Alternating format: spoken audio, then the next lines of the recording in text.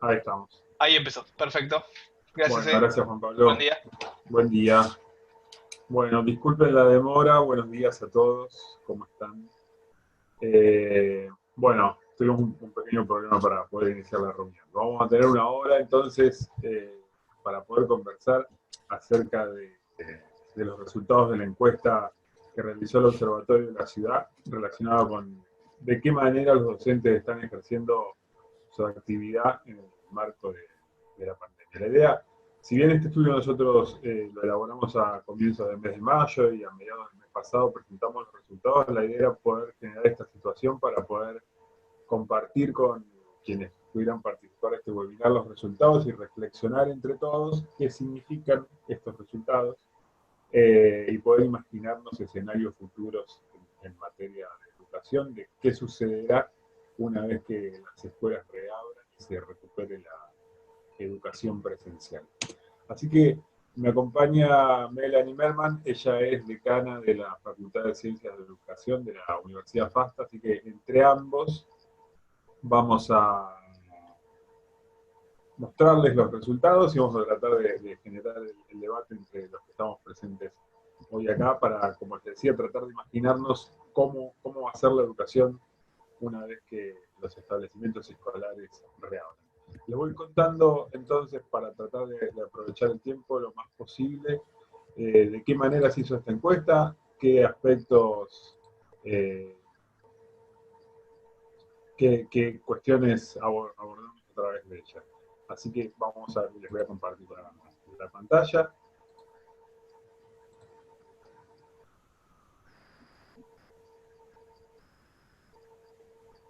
Vamos a...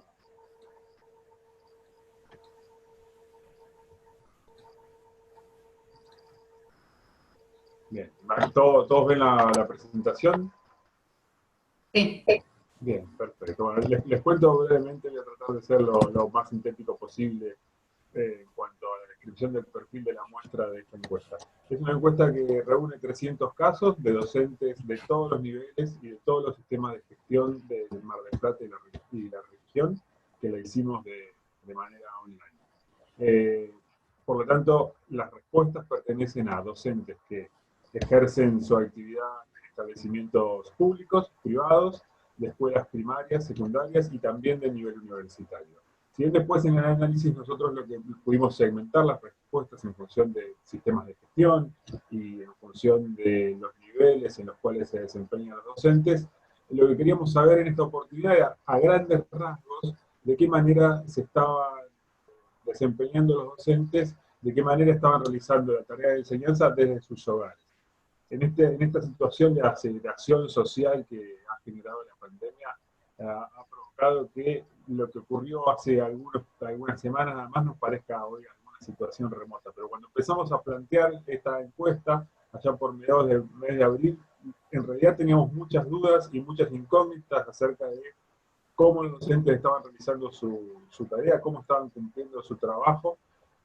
Así que, bueno, está hecha en ese escenario. Hoy posiblemente tengamos algunas certezas por el hecho de que ya quienes ejercemos la docencia ya hemos conversado entre nosotros, ya hemos podido compartir un poco más nuestras experiencias y tenemos ya una vivencia de cómo han transcurrido estos días. Pero en aquel momento todavía muchas de estas cuestiones eran una incógnita. Bueno, los docentes, como ustedes saben, en muchos casos se desempeñan de manera simultánea en dos sistemas, ¿no? Instituciones públicas y instituciones privadas, de manera tal que los ordenamos de esta manera, ¿no? Aquellos que se desempeñan solamente en establecimientos públicos, los que se desempeñan solamente en establecimientos privados, y aquellos que lo hacen en ambos sistemas de gestión. Y también los subdividimos por ámbito de gestión municipal, provincial o nacional. La conclusión principal de este estudio, y a esto era a lo que queríamos llegar, digamos, en definitiva, era hacer esta pregunta.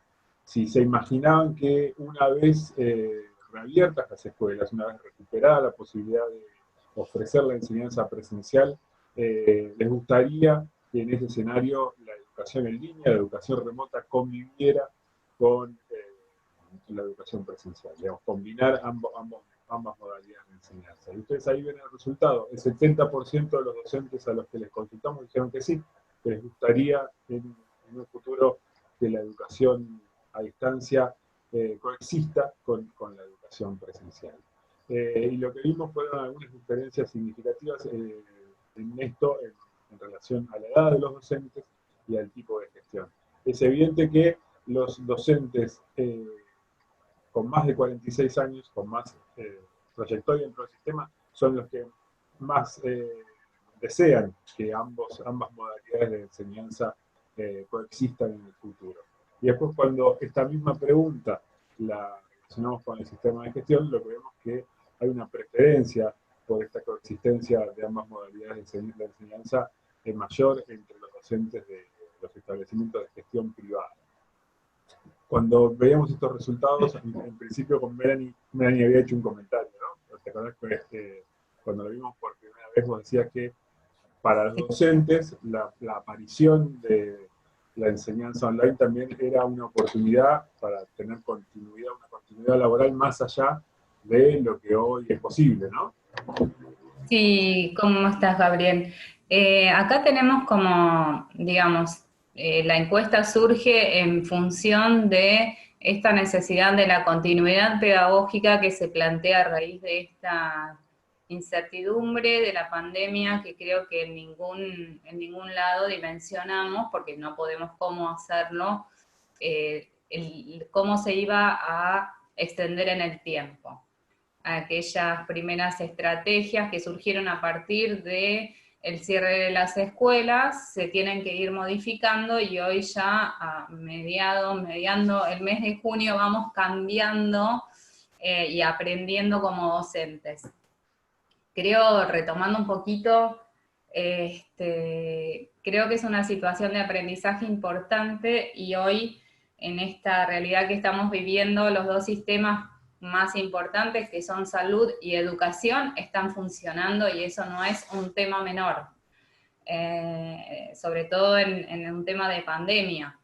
El sistema de salud por un lado, pero el sistema de educación está funcionando. Como vos estás mostrando, la encuesta nos arroja algunos datos importantes. Los docentes han salido a resolver las situaciones que se han planteado de urgencia, con la capacitación que tenían y con mucha voluntad de salir adelante.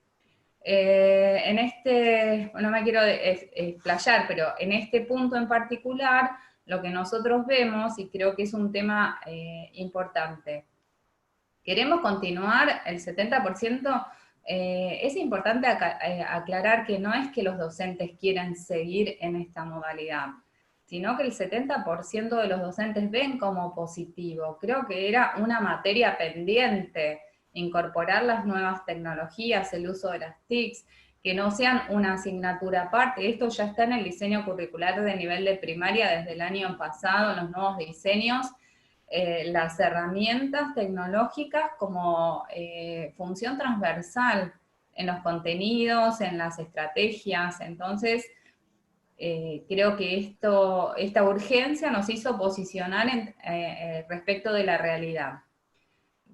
También esta cuestión de los grupos etarios respecto a las tecnologías o al uso de la tecnología tiene que ver con esta situación de los docentes que muchas veces somos muy jóvenes y podemos jubilarnos o podemos pensar en otros ámbitos que no sean la escuela primaria o la escuela secundaria, y la educación a distancia hoy es una herramienta más de trabajo. Entonces, como vemos, entiendo, mi interpretación es que los docentes de mayor edad también sienten como que tienen otra herramienta más para su continuidad laboral o su aporte desde el lugar remoto a donde pueden seguir asistiendo a las clases. Bien, decíamos también que la docencia también es una actividad que requiere de un despliegue físico, ¿no? Digamos, del dominio del aula, de lo que ocurre con los alumnos de una manera presencial, y la verdad que quienes ejercemos la docencia, muchas veces nos pasa que al final del día terminamos con la voz un poco gastada, con un poco de cansancio físico. Y lo cierto es que, digamos, muchas otras cualidades, muchas siguen intactas. Y por lo tanto, la posibilidad de continuar con esta otra forma de enseñanza es también la oportunidad de seguir compartiendo esas habilidades desde otro lugar, ¿no? De seguir compartiendo estas capacidades, ya sin la necesidad de uno tener que recorrer el aula. Bien, vamos con otros resultados. A ver si puedo hacer avanzar esto.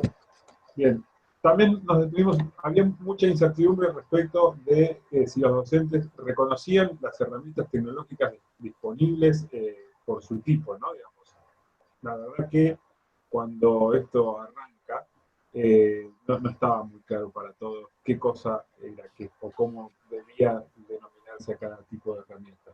Por ejemplo, hoy estamos en Zoom, ¿qué es Zoom? Finalmente, ¿qué posibilidades tiene? ¿A qué categoría de herramienta tecnológica pertenece? Bueno, así que tratamos de categorizarla de la manera más rigurosa posible y les preguntamos a los docentes qué herramientas utilizaban con mayor frecuencia para interactuar con sus alumnos. Esto nos suma 100 porque estamos hablando de, nos suma 100%, digo, ¿no? Porque estamos hablando de qué tipo de herramientas utilizan y muchos pudieron haber existido más. Pero la utilizada con mayor frecuencia es las plataformas virtuales como Moodle, por ejemplo, que proveen una serie de recursos para poder llevar adelante el proceso de enseñanza y aprendizaje de manera formal. Y después aparecieron otras como el email, el WhatsApp, en un 48% de frecuencia, las plataformas de videoconferencia, como es el caso de Zoom, por ejemplo, y también el uso de redes sociales. Y nos hicimos la pregunta de si había alguna diferencia en relación al uso de estas herramientas según el tipo de gestión. Acá, para entenderlo de manera sintética, podemos concentrarnos solamente en mirar en la diferencia que hay entre el sistema de educación público y privado. Y ahí es donde encontramos las diferencias más significativas. Es muy claro que los docentes del sistema privado usan con mayor frecuencia a las plataformas virtuales como herramienta tecnológica para poder interactuar con los alumnos, mientras que los de la educación pública usan con mayor frecuencia el WhatsApp.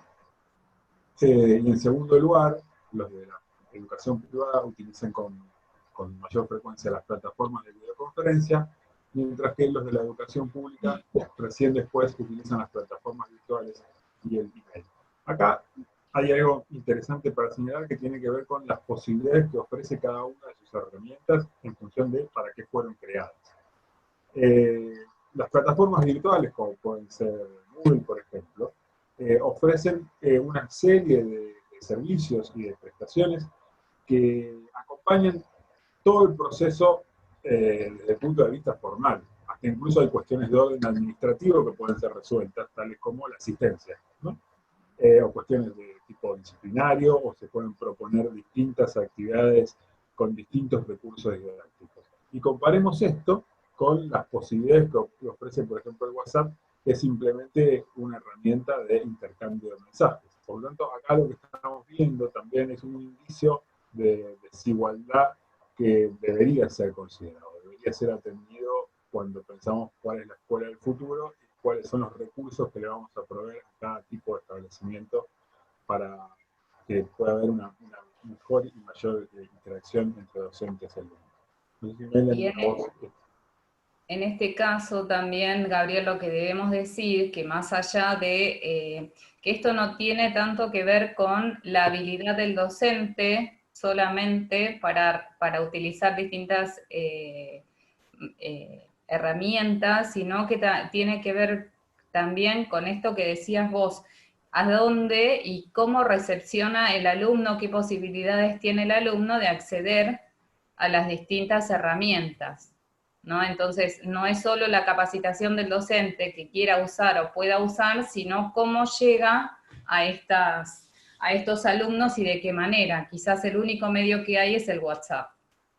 Por eso lo importante, sí, perdón, por eso lo importante es ver en todos los casos cuál es el objetivo pedagógico que tenemos respecto a las actividades que se presentan más allá de la estrategia de la herramienta que estemos utilizando.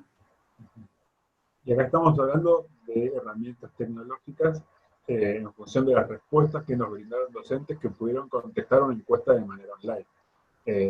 Hay otras formas de interactuar con los alumnos en este contexto de pandemia seguramente, como por ejemplo dejar la tarea en el kiosco, ¿no? Digamos, hay circunstancias, hay situaciones en las que ni siquiera el uso de herramientas tecnológicas es posible para garantizar la continuidad pedagógica. Después indagamos acerca, en relación a cada una de estas herramientas, cuáles eran aquellas por sus marcas que más se utilizaban. En materia de plataformas virtuales, la más utilizada es Google Classroom y en segundo lugar Moodle. Después, si hablamos de plataformas de videoconferencia, la más utilizada es Zoom y en segundo lugar Google Meet. Y después nos detuvimos acá en este tema de las redes sociales, porque nos parecía un poco extraño esto, digamos, de usar redes sociales para interactuar con los alumnos, y sin embargo aparece como una posibilidad, aparece como una alternativa.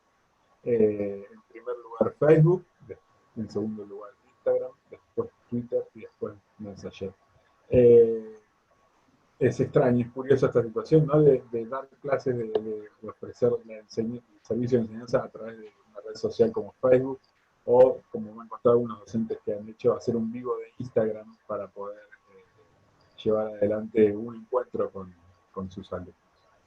También esto tiene que ver justamente con encontrar el recurso donde está.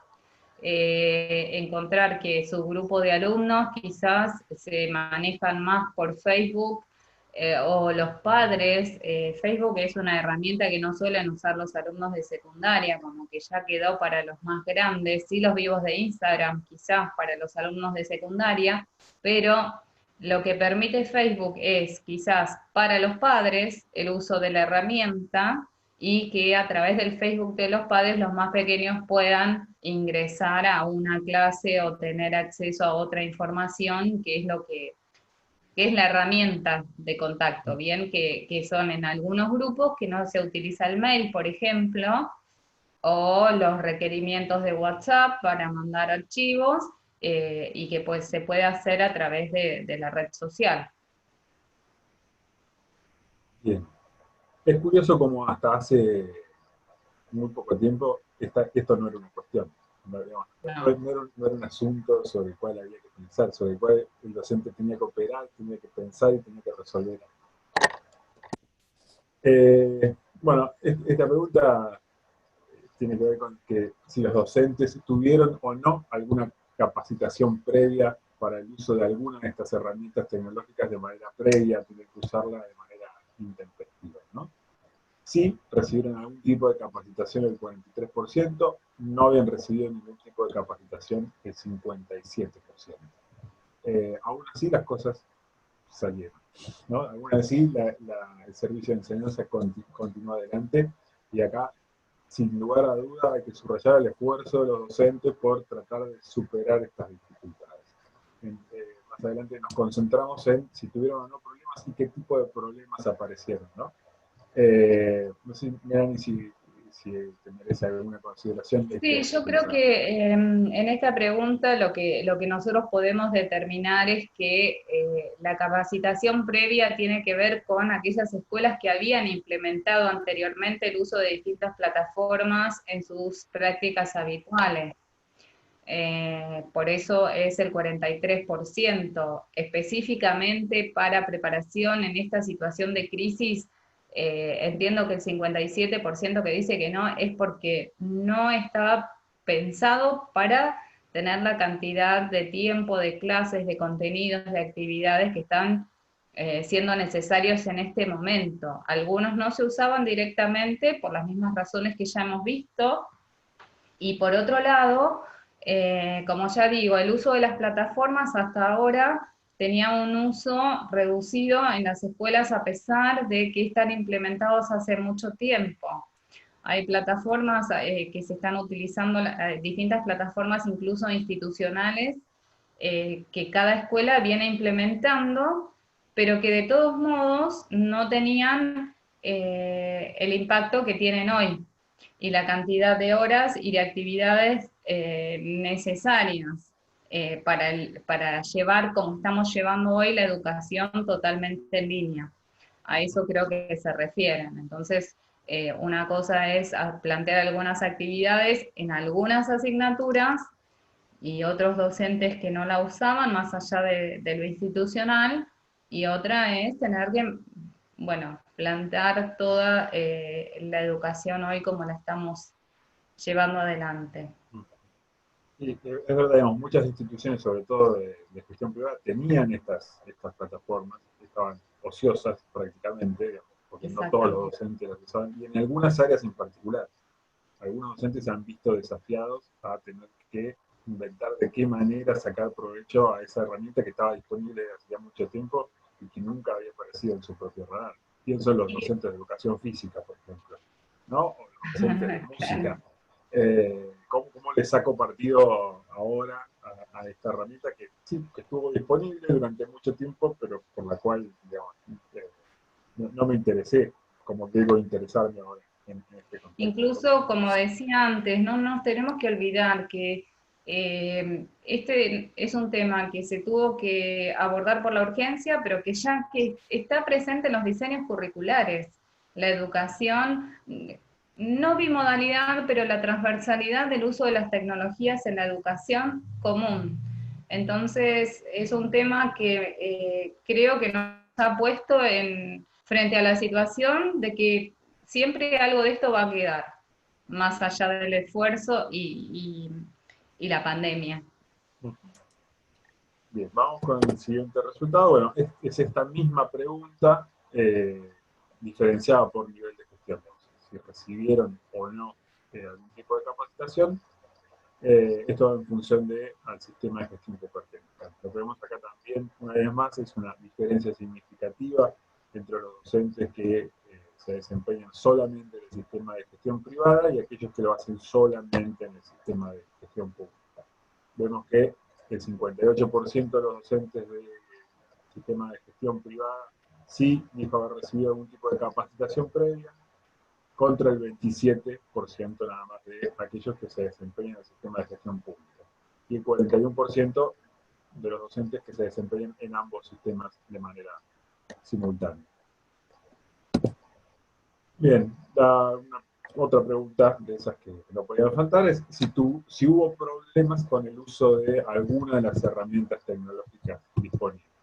El 66%, casi 67% por el redondeo acá, que no aparece, de los docentes dijeron tener algunos, o haber tenido algunos o muchos problemas para hacer uso de estas herramientas. Quiere decir que 2/3 de los encuestados tuvieron algunos o muchos problemas para hacer uso de estas herramientas, y en relación a los problemas nos detuvimos particularmente para tratar de comprender cuál era la naturaleza de esos problemas. Esta pregunta la subcategorizamos por edad, y lo que vimos de manera muy evidente es que los mayores problemas, o aquellos que tuvieron más problemas, fueron las personas con mayor edad, ¿no? Las personas con más de 46 años. A pesar de lo cual son las que, recordemos la primera pregunta, ¿no? ¿Les gustaría continuar con el sistema con ambos sistemas, con la bimodalidad? Los más propensos a hacerlo son los mayores de 46 años, a pesar de que son los que han tenido más problemas al momento de adaptarse al cambio. Bueno, si tuvieron problemas, esta respuesta es interesante. Si tuvieron problemas, ¿a quién recurrió para tratar de solucionarlos? Nuevamente, acá tenemos, no suma 100 porque es la frecuencia, tenemos a quienes recurrieron, ¿no?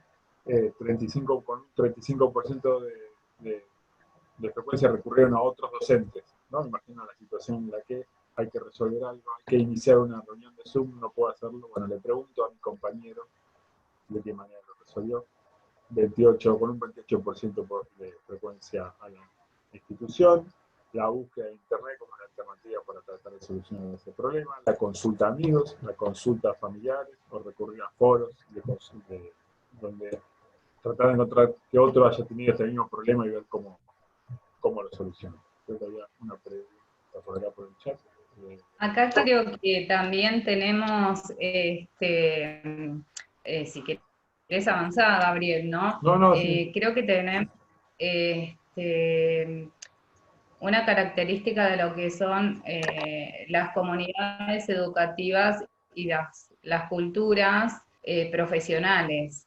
Pensar que los docentes no trabajan nunca solos, entonces es una realidad que dentro de la escuela tenemos la comunidad educativa y los docentes tenemos contacto con otros docentes. Entonces, recurrir a los propios compañeros para resolver estas situaciones es como parte de esta cultura docente, de trabajar en equipo. Entonces, en primer lugar al par que tengo, a la institución, y bueno, y después buscar los recursos en internet, etcétera. El resto que tiene que ver con la familia y los amigos depende de la situación particular de donde cada docente está.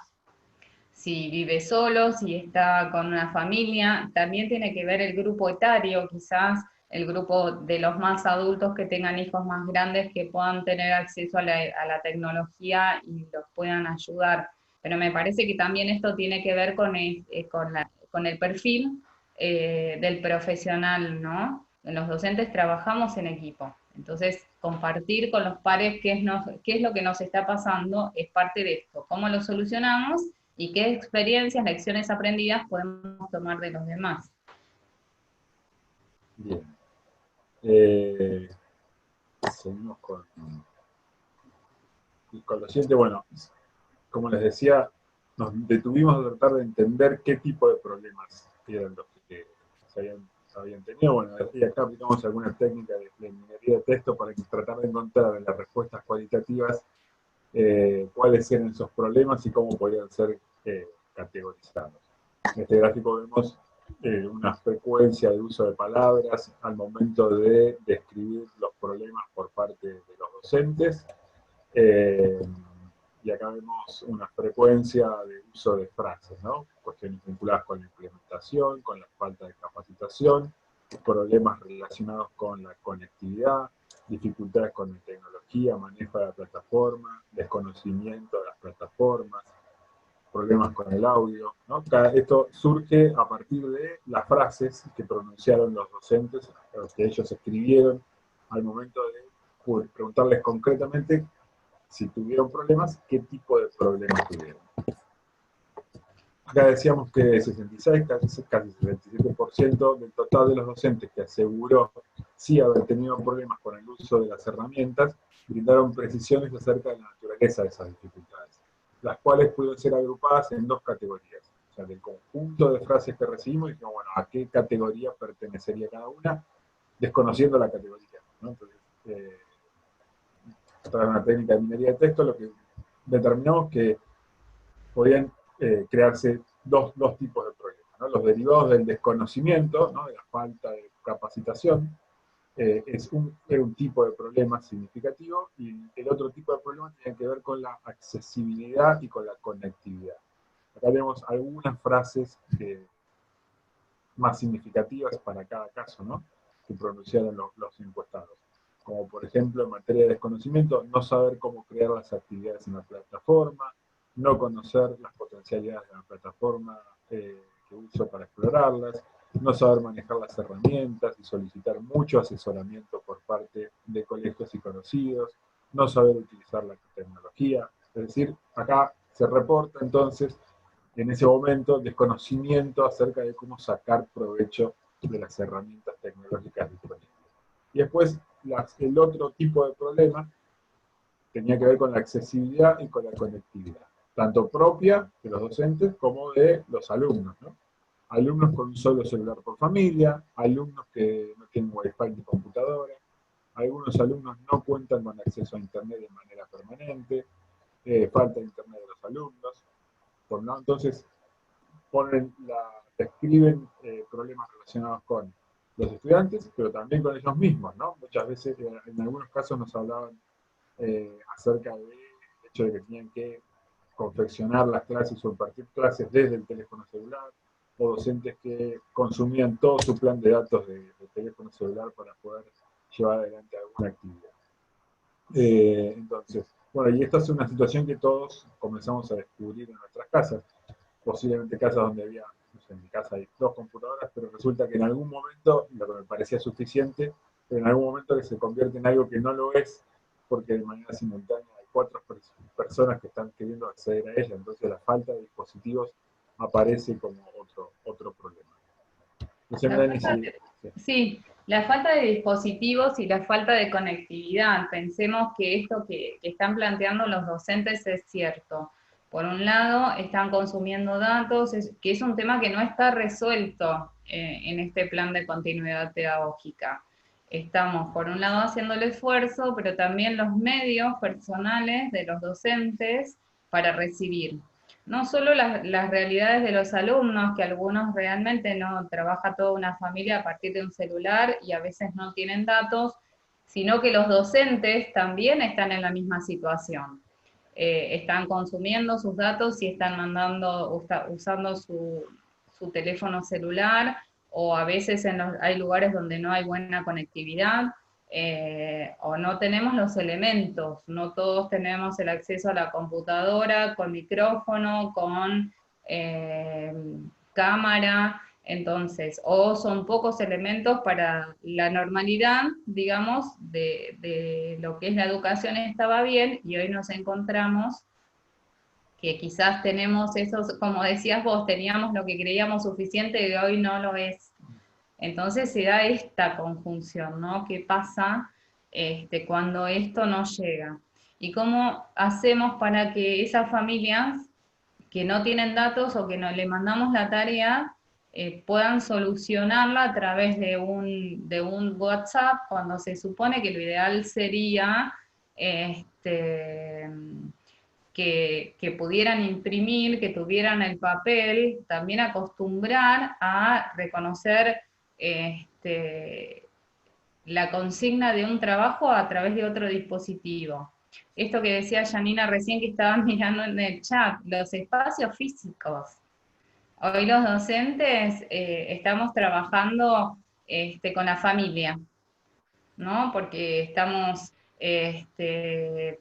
tratando de hablar con el alumno si son videollamadas, pero bueno, hay lugares donde está la mamá, está el papá, están los hermanos, están los hijos que andan por ahí, la veo a Yani que por ahí habla, por ahí con los chiquitos.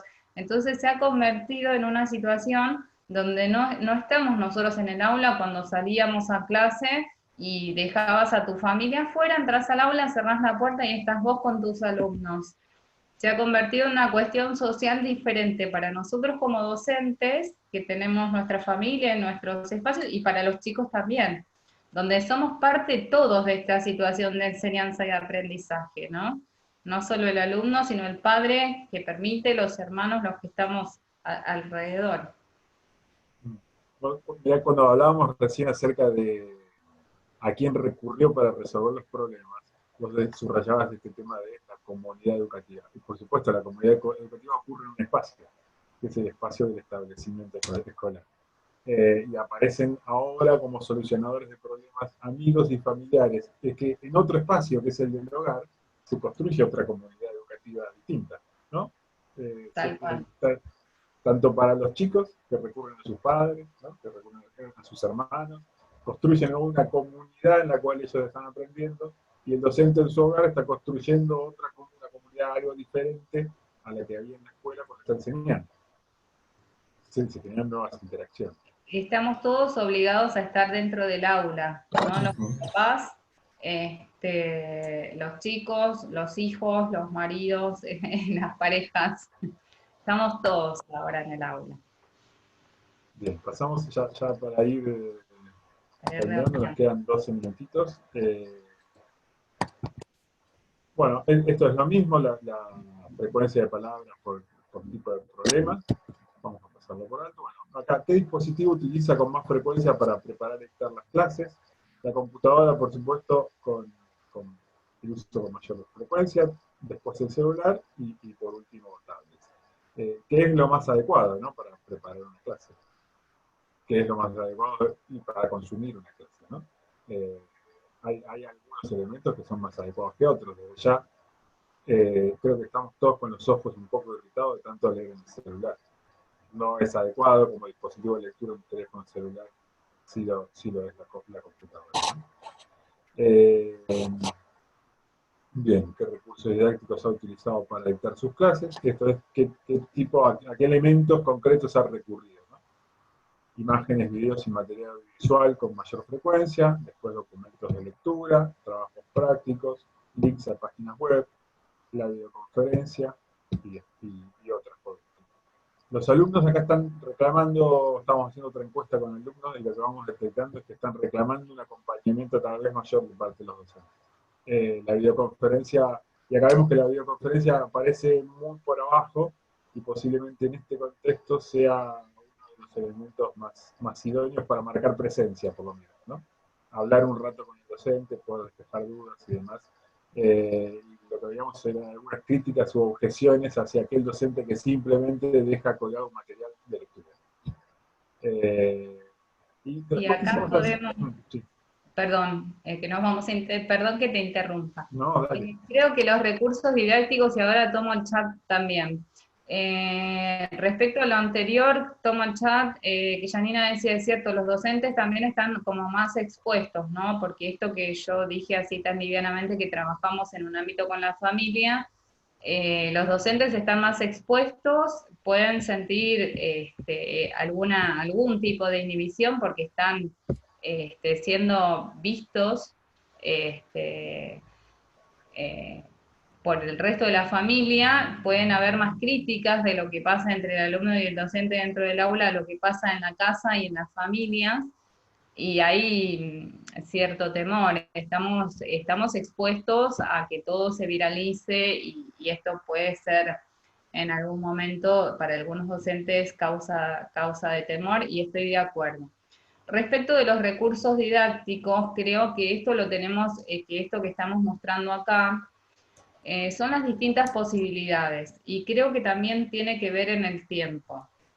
Si nosotros pensamos la educación en línea, en general, a lo que llamamos educación en línea, y quizás visto desde los ámbitos con adultos, básicamente lo que es la universidad de educación a distancia, carreras a distancia, no suponen que la videoconferencia sea un recurso didáctico primordial. Pensar la educación en línea es pensar los contenidos, es pensar qué competencias vamos a desarrollar, qué habilidades queremos que nuestros alumnos adquieran a través de distintas estrategias. Lo que estamos viendo es, y por eso las videoconferencias, por eso no, creo que es un tema de que la videoconferencia no debería ser lo esencial. Lo que sí estamos viendo que con el tiempo, la duración que está teniendo esta falta de contacto social, el aislamiento, cada vez se está requiriendo más, aunque sea ese contacto visual a través de la videoconferencia.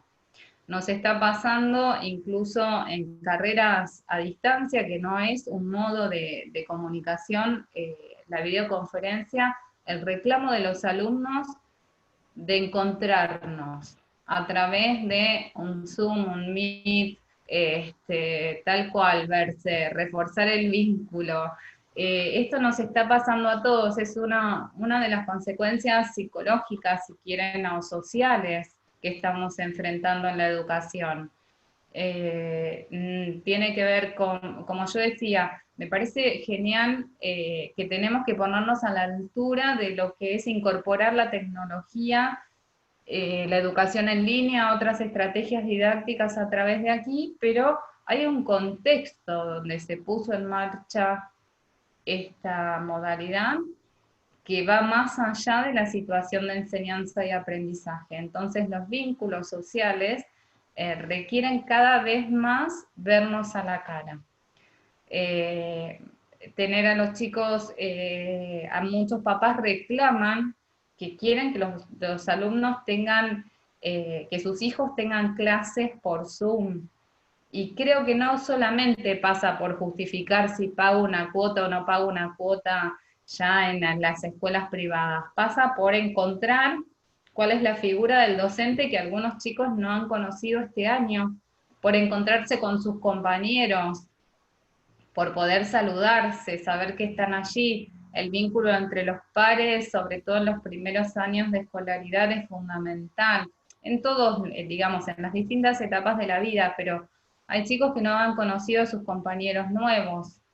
Entonces, hay como un reclamo de...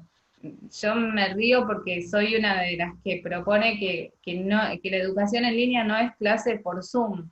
Sino el Zoom para mí es repetir la clase presencial, pero evidentemente es una estrategia que la gente está reclamando por este aislamiento, que cada vez se está sintiendo más, ¿no? Entonces, volver a entablar. Y también creo que es un modo de preparación para la vuelta. Si hubiera, según podemos pensar que es cierto esto de que quizás en agosto vuelvan las clases, entablar vínculos diferentes con nuestros alumnos y los docentes de conocimiento de los alumnos para luego encontrarnos de forma presencial, que es todo un tránsito y un periodo de adaptación que va a llevar su tiempo. Bien. Ay. Pasamos ya a los últimos resultados, porque nos quedan 6 minutitos. Bien, acá mostramos, este resultado tiene un problema, que es el hecho de que la encuesta fue respondida por docentes de todos los niveles, de todas las modalidades. Por lo tanto, acá tenemos docentes que ejercen la actividad en escuelas primarias durante un turno, y docentes universitarios que posiblemente den clases una vez a la semana. Entonces, pero no queríamos dejar de preguntarle, digamos, cantidad de horas dedicadas en promedio a la preparación de clases y corrección por día. Le preguntamos cuántas horas le dedican a la preparación de clases y cuántas horas dedican a las tareas de corrección. Acá lo que vemos es que la mayoría se mantiene en el rango de 1 a 4 horas en promedio por día, pero también hay una cantidad significativa, casi un tercio de los encuestados, que han dedicado entre 5 y 9 horas a realizar tareas de preparación de clases y de corrección de actividades. 3 frases que les pedimos a los docentes que valoraran su nivel de acuerdo. La primera es: me resulta difícil cambiar mi forma tradicional de dar clases y el uso de las herramientas digitales. En una escala de totalmente de acuerdo a totalmente en desacuerdo, el resultado lo interpretamos como que en relación a esto no había una opinión muy marcada en uno o en otro sentido, ni fácil ni difícil. El uso de las herramientas digitales para los docentes que encuestamos no resultó ni fácil ni difícil. En estas otras dos, en cambio, hay un resultado un poco más significativo. La primera frase es: el uso de esta nueva modalidad me requirió mayor seguimiento y actualización. Totalmente de acuerdo, es la respuesta que prevalece. De manera tal que los docentes están de acuerdo con el hecho de que tuvieron que dedicar mayor seguimiento y actualización en el pasaje de la educación presencial a la modalidad virtual. Y por último, las clases virtuales requieren mayor tiempo de planeamiento y diseño de las clases en comparación con las presenciales. Prevalece la respuesta de totalmente de acuerdo. Bien, y acá ya estábamos llegando al último resultado. No sé si Melanie te merecía alguna consideración las respuestas de los docentes a estas 3 frases. Sí, le estaba contestando a Sebastián de paso el chat. Pero sí, lo importante en esto por ahí es que no se tiene, quizás el que está iniciando, es que la educación a distancia, la preparación de las clases y el armado lleva un tiempo importante. Lo cierto es que como en la formación y en las planificaciones que llevamos en el aula, los temas nuevos nos llevan un tiempo y los temas aprendidos después los podemos utilizar con mayor libertad. Entonces, esto es la preparación y el tiempo de planeamiento y diseño de las clases que les lleva más tiempo, pero queda, ¿no? Ese sería un tema de evolución, es algo que queda y que después se puede modificar una vez que ya aprendimos la modalidad. Bueno, y vamos al último resultado. Acá le preguntamos a los docentes finalmente cómo valoran la experiencia hasta ahora. Del mismo modo que se lo hace en una encuesta de satisfacción del cliente, ¿no? La misma pregunta. Entre satisfecho y muy satisfecho, vemos que se ubica la mayoría de los docentes, el 60%. Entonces, el 60% de los encuestados ha dicho sentirse entre satisfecho y muy satisfecho con la experiencia vivida hasta el momento en cuanto a la enseñanza en línea. En términos escolares, digamos que tenemos que ponerle, si los docentes estuvieran poniéndole una nota a la experiencia de educación en línea, le estarían poniendo un 6. No sé cuánto le pondríamos. Un 7, está aprobado. Está aprobado. Ahora, no sé qué nota le pondríamos a la educación presencial. No sé si la comparamos una con la otra, debe andar por ahí también. ¿No? Bueno, entonces es un aprobado con 4 puntos más por mejorar para llegar a lo óptimo. Y lo que veíamos es, en relación a esta misma pregunta, su división por nivel de gestión. La mayor satisfacción está en los docentes de gestión privada, ¿no? Los docentes de gestión privada dicen estar más satisfechos con la experiencia que aquellos que se desempeñan únicamente en la educación pública. Bueno, y acá, de este modo, terminamos de compartir con ustedes los resultados de esta encuesta y a estas reflexiones. Qué puntualidad. Me queda un minuto. Bueno. Bien. ¿Te parece, Gabriel, antes de terminar, si alguna de las personas que está compartiendo esta actividad con nosotros quiere hacer alguna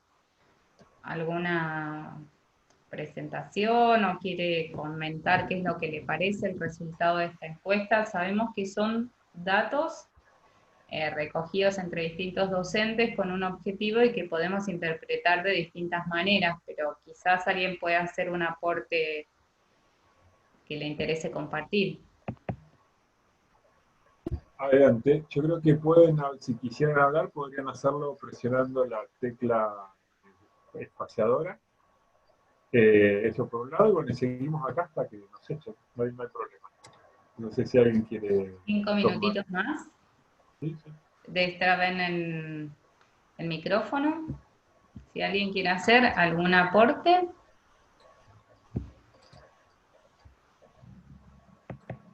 Si querés dejar de compartir pantalla, así los vemos a todos. Ahí estamos. ¿No? Hola, mi nombre es Miriam. Yo, bueno, viendo lo que se expuso, también notaba por ahí esos porcentajes, porque uno se hace la idea en la clase, cómo están trabajando los colegas. Y por ahí lo que sí noté, por lo menos en el ámbito que yo doy clases de matemática, y bueno, a mí me costó muchísimo en las primeras 2 semanas, después se fue me fui ayornando un poquito respecto a la modalidad que iba a implementar, pero sí noté que mis colegas que eran mucho más grandes, yo tengo 38 años, ellos hicieron mucho más práctico todo, o quizás porque eran otras materias, ¿no? Pero la verdad que vi que se desenvolvieron muy bien en poder armar las clases. Yo me sentí muy trabada, muy perdida en cómo armar de por sí las fórmulas, como ahí también en la encuesta se decía, ¿no? De armar diferentes formas de escritura. Y la verdad que por ahí en el porcentaje que daban de los más grandes, acá lo noté al revés, en esta escuela privada, ¿no? Los adultos estaban mucho más preparados, sentí eso por lo menos en mi área, en la escuela donde estoy. Así que, pero bueno, después el resto de los porcentajes que vi, sí, coincido, también se nota en las escuelas privadas.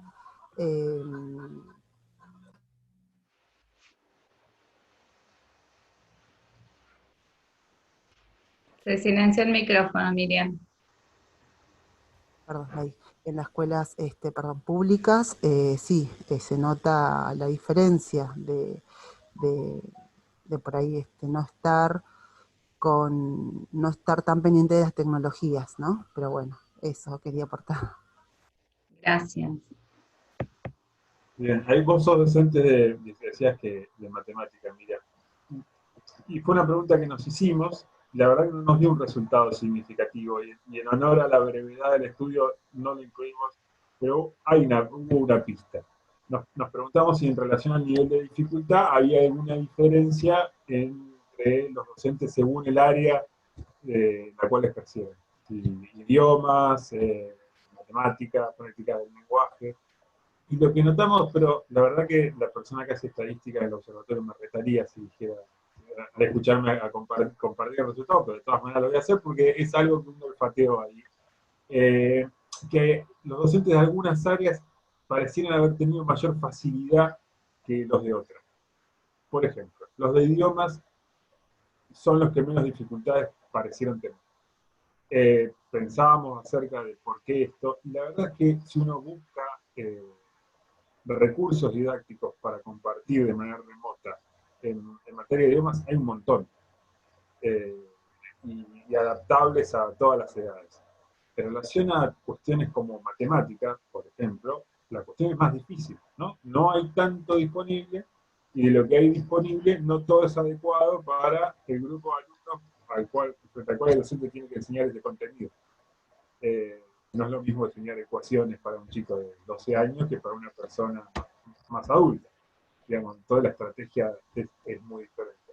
Entonces, por ahí como para tratar de comprender entre todos por qué para algunos docentes resulta más fácil que para otros, y posiblemente el área de saber en el que se encuentren esté explicando un poco ese tema.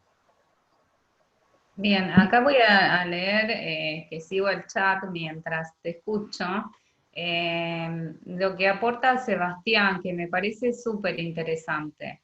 Nosotros nos detuvimos a ver qué es lo que se está haciendo, qué herramientas y qué recursos se están teniendo.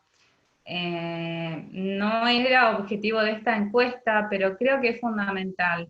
Lo que él plantea es poder observar, hacer un seguimiento de los alumnos y tener una retroalimentación, que es tema para otra investigación. A nosotros hoy estamos midiendo simplemente elementos que surgieron de una necesidad, y no estamos hablando en este caso del proceso de enseñanza y aprendizaje. Fundamental, es tema de la mayor discusión. ¿Qué pasa con cuál es el objetivo de la continuidad pedagógica?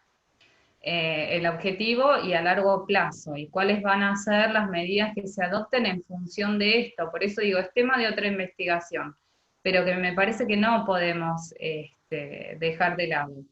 Hoy estamos viendo qué recursos tenemos para justamente tratar de respetar una planificación, un contenido, abordar lo que el diseño curricular nos pide, pero lo que no estamos haciendo es viendo ese seguimiento, la retroalimentación. ¿Qué pasa con estos chicos que reciben las clases por Zoom? ¿Qué pasa con estos chicos que reciben la clase por WhatsApp o que reciben un cuadernillo? Como vos decías, que reparten en Mar del Plata desde la Secretaría de Educación un cuadernillo. ¿Qué pasa con los papás que reciben las consignas y cómo les transmiten?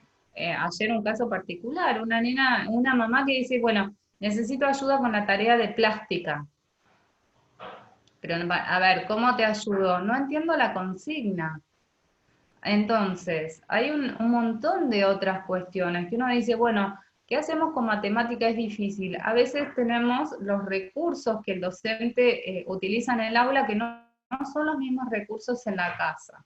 Pero bueno, para mí es otro tema, no quiero extenderme en eso, pero me parece genial que pensemos que más allá de los recursos y las estrategias, tenemos que pensar qué es lo que está pasando en ese niño, qué estamos desarrollando, qué capacidades, vuelvo a esto, qué provocamos en ese niño a través de un problema matemático para que después pueda entender para qué le sirve la fórmula. Pero bueno, yo cierro acá y te dejo, Gabriel, para no extendernos en el tiempo. Rescato siempre la importancia de la función docente en nuestra sociedad, la posibilidad de que los docentes actúen el compromiso para salir adelante y acompañar esta situación en la que estamos viviendo. Hay mucho por hacer, pero siempre se encuentra el compromiso de quienes realmente asumen el desafío y se comprometen. Bien, bien. Antes de despedirnos, acá traigo a colación el comentario de Euge, que dice que el gran problema de la educación virtual es la evaluación. ¿Cómo sabemos que nuestros alumnos saben lo que les transmitimos en nuestras aulas virtuales? O sea, Hay que la saber evaluación evaluar. es un problema en la modalidad presencial y tiene sus propios condimentos en la modalidad virtual. No sé si querías decir algo de eso antes de...